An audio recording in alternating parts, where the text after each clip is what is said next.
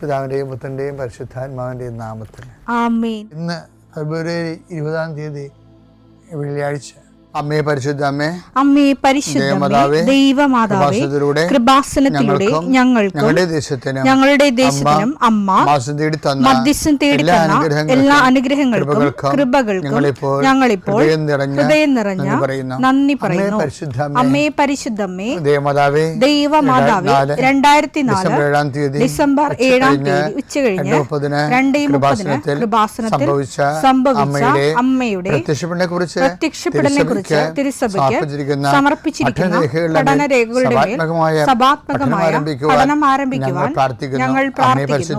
അമ്മേ പരിശുദ്ധമേ, ഭൂസ്വർലോകങ്ങളുടെ രാജ്ഞിയായ അങ്ങേയ്ക്ക് ഭൗമസംരക്ഷണത്തിനായി പ്രപഞ്ചപ്രകൃതിയെ തന്നെ തിരുസഭ പ്രതിഷ്ഠിക്കുവാൻ ഈ പ്രത്യക്ഷീകരണം വഴി ഇടയാക്കണമേ. പരിശുദ്ധമേ, ജപമാല മാതാവേ, സകല കൃപാസനം പ്രാർത്ഥനയോടും ചേർത്ത് ഞങ്ങളിപ്പോൾ പ്രാർത്ഥിക്കുന്ന ഈ കുടുംബത്തിന്റെ പ്രത്യേക നിയോഗം പറ മക്കളെ.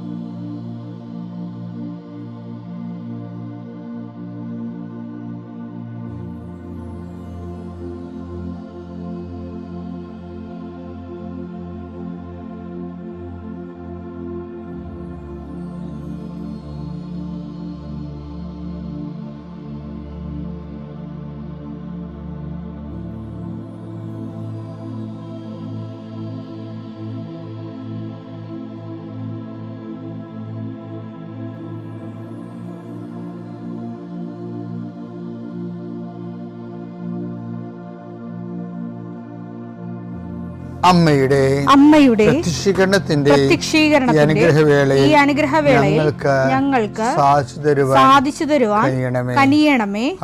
ആമേൻ. വിശ്വാസ പ്രമാണം. സർവശക്തനായ പിതാവും ആകാശത്തിന്റെയും ഭൂമിയുടെയും സൃഷ്ടാവുമായ ദൈവത്തിൽ ഞാൻ വിശ്വസിക്കുന്നു. അവിടുത്തെ ഏകപുത്രനും ഞങ്ങളുടെ കർത്താവുമായ ഈശോമിശിഹായിലും ഞാൻ വിശ്വസിക്കുന്നു.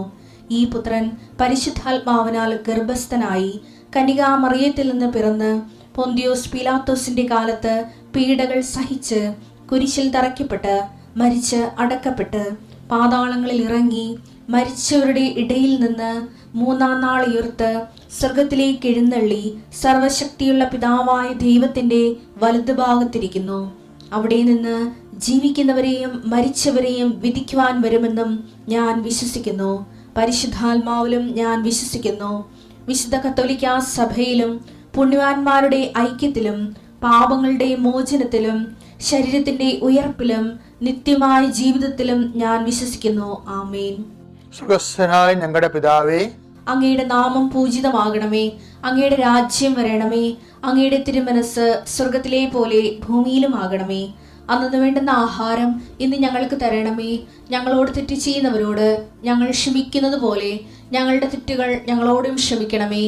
ഞങ്ങളെ പ്രലോഭനത്തിൽ ഉൾപ്പെടുത്തരുതേ, തിന്മയിൽ ഞങ്ങൾ രക്ഷിക്കണമേ. ആമേൻ. നന്മ നിറഞ്ഞ മറിയമേ, സ്വസ്തി.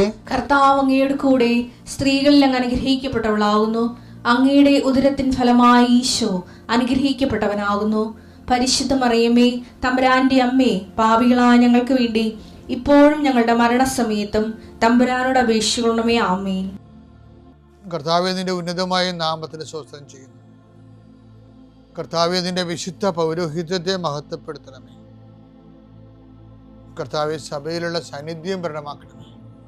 40 വർഷം ഞാൻ അർപ്പിച്ച കുർബാനയുടെ യോഗ്യതയാണ്.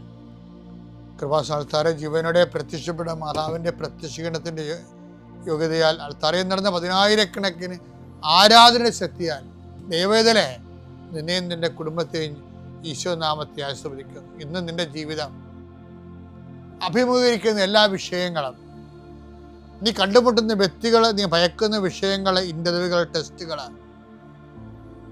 യാത്ര ചെയ്തെത്തുന്ന ഇടങ്ങൾ, നിന്റെ ജോലിപ്പാടുകൾ, ശുശ്രൂഷ ഇടങ്ങൾ കർത്താവിൻ്റെ നാമത്തെ അനുഗ്രഹിക്കപ്പെടട്ടെ. സഞ്ചാരി മാതാവ്, സമയത്തിൻ്റെ അധികാരി, നിന്റെ ഉടമ്പടി വഴികളിലൂടെ നിന്നെ വേർപിരിയാതെ നിനക്ക് വേണ്ടി വാദിച്ചും നിന്നെ സപ്പോർട്ട് ചെയ്തും നിനക്ക് വേണ്ടി നീ ചെയ്യാനുള്ള ജോലി ഏറ്റെടുത്തു നിന്നെ സന്ധിക്കട്ടെ ദൈവവേദലെ. പിതാപുത്രനും പരിശുദ്ധാത്മാശ്രയിച്ച് നീക്കുവാമേ. എൻ്റെ പ്രിയപ്പെട്ടവരെ, ഇപ്പം നമ്മൾ ഇന്നലെയൊക്കെ കണ്ടത് എന്താണെന്ന് വെച്ചാൽ, ഇവൻ ആരാണ്? കാറ്റും കടലും പോലും ഇവനെ അനുസരിക്കുന്നല്ലോ. അനുഭവത്തിലൂടെ കർത്താവ് ആരാണെന്ന് നമ്മൾ കണ്ടെത്താൻ ദൈവം നൽകുന്ന അവസരങ്ങളാണ് ജീവിതത്തിൻ്റെ കാലാവസ്ഥ ഭേദങ്ങളെന്നുള്ളത് നമ്മൾ ഇന്നലെ കണ്ടു. ഇന്ന് പറയണത് സമൂഹത്തിൽ നിന്ന് വ്യത്യസ്തമായ ഒരു കാഴ്ചപ്പാട് എപ്പോഴും നിനക്ക് ക്രിസ്തുവിനെ കുറിച്ചുണ്ടാകണം.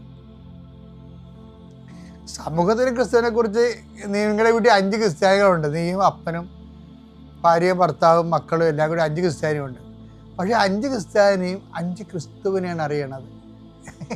5 ക്രിസ്തുവിനെ അതിൻ്റെ ഏറ്റവും മോസ്റ്റ് ഷാർപ്പ് ആൻഡ് പെർഫെക്റ്റ് ആയിട്ടുള്ള അറിവിലേക്ക് നമ്മൾ ഓരോരോ രീതികളിൽ വളർന്നുകൊണ്ടിരിക്കും.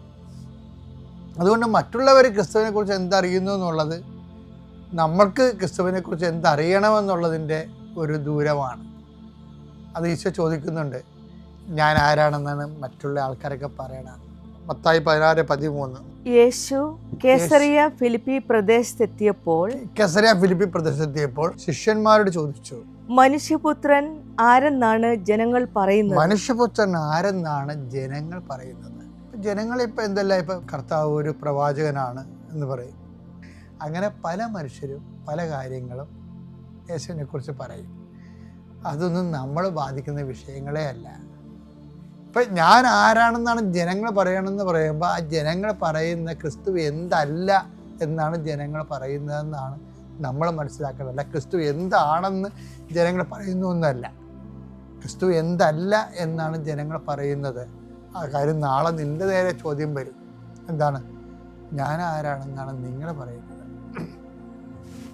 അത് ഇന്നല്ലെങ്കിൽ നാളെ വെടിപ്പും മെനയുമായിട്ട് ഉത്തരം കൊടുക്കാൻ നമ്മൾക്ക് തയ്യാറായിരിക്കണം. നമ്മൾ എപ്പോഴും നമ്മൾ ഓർക്കേണ്ട വിഷയം എന്ന് വെച്ചാൽ, ക്രിസ്തുവിൻ്റെ ഒപ്പം ഇപ്പം ഞാൻ നിങ്ങൾക്കറിയാമല്ലോ, ഞാനൊരു മരിയൻ ശുശ്രൂഷകനാണ്. പക്ഷേ എൻ്റെ ടോക്കെല്ലാം നിങ്ങൾ കേട്ടിട്ടുണ്ടോ? ഞാൻ ആരെക്കുറിച്ചാണ് പറയുന്നത്? ക്രിസ്തുവിനെ കുറിച്ചാണ് പറയുന്നത്. അപ്പോൾ എനിക്ക് മരിയൻ എന്താ?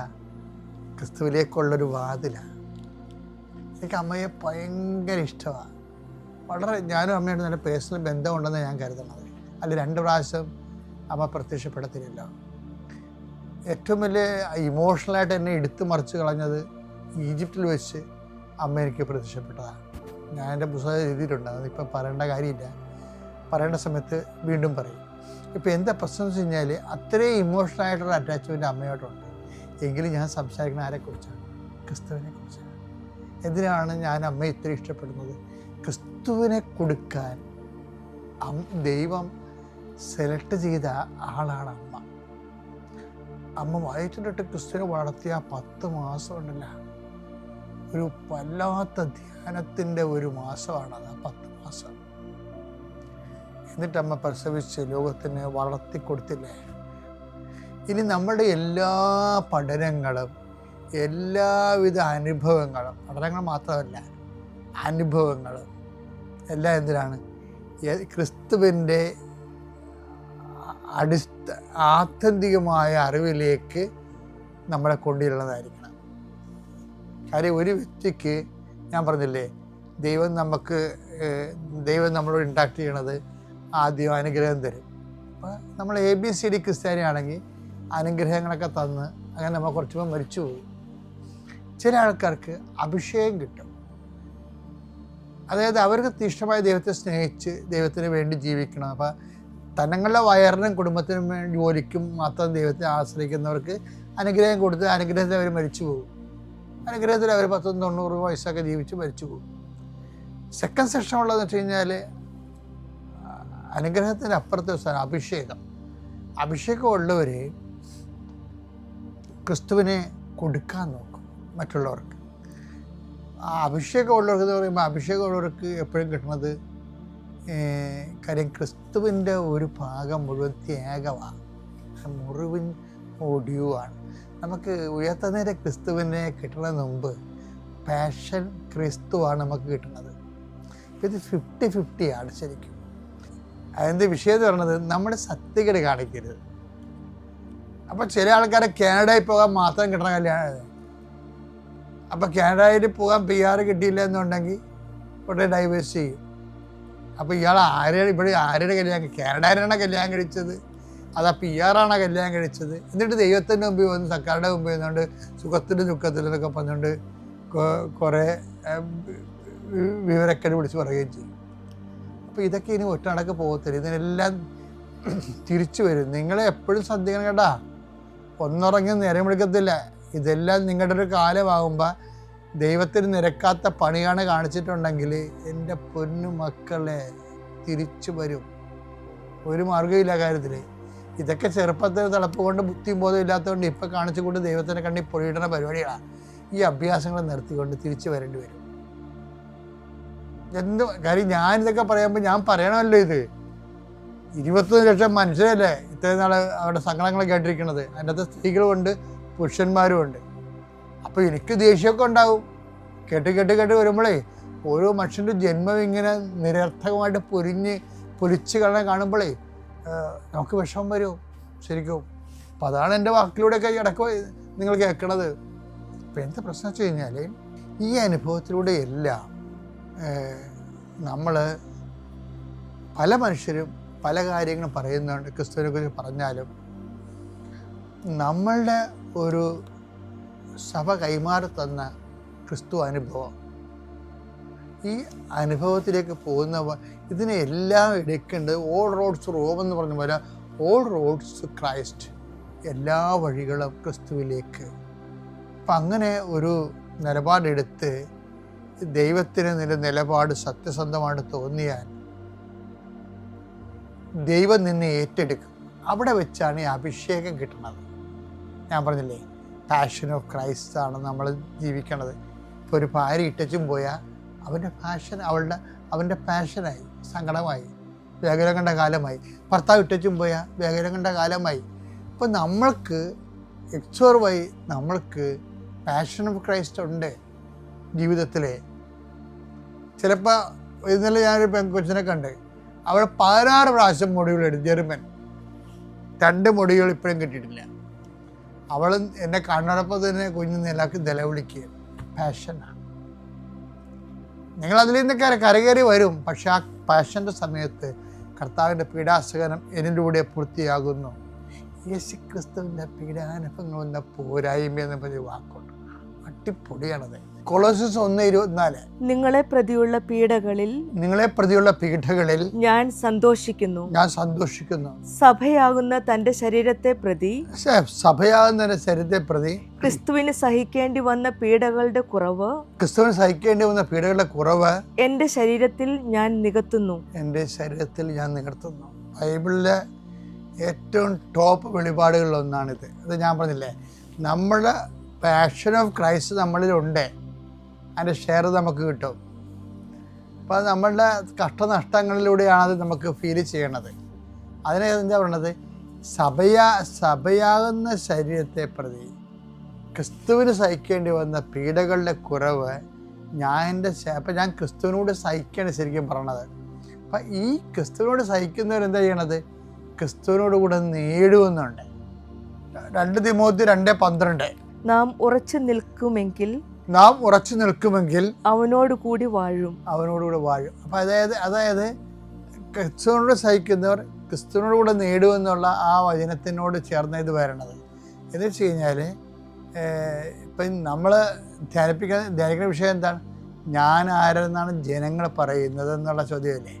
അപ്പം ജനങ്ങൾ പറയുമ്പോഴും നമ്മളെ അനുഭവത്തിൽ ജനങ്ങൾ പലതും പറയും.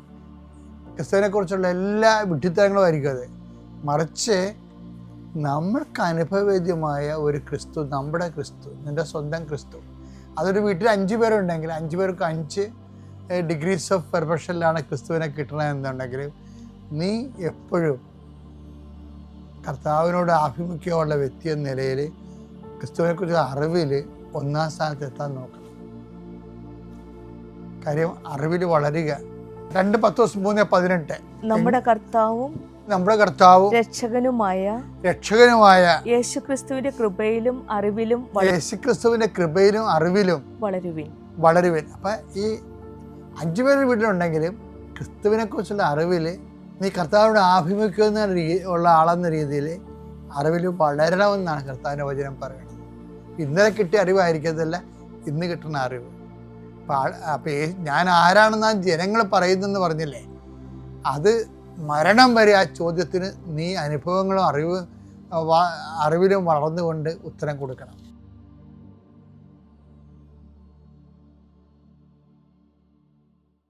അത്യപൂർവ ദൈവാനുഭവങ്ങൾ ഇനി നിങ്ങൾക്കും സ്വന്തം. ഈ യൂട്യൂബ് ചാനൽ ഇതുവരെ സബ്സ്ക്രൈബ് ചെയ്തിട്ടില്ലെങ്കിൽ ഇപ്പോൾ തന്നെ സബ്സ്ക്രൈബ് ചെയ്യുക. ഈ വീഡിയോ ഇപ്പോൾ തന്നെ നിങ്ങളുടെ സുഹൃത്തുക്കൾക്ക് ഷെയർ ചെയ്തുകൊണ്ട് കർത്താവിൻ്റെ പ്രേക്ഷിതരാകുക.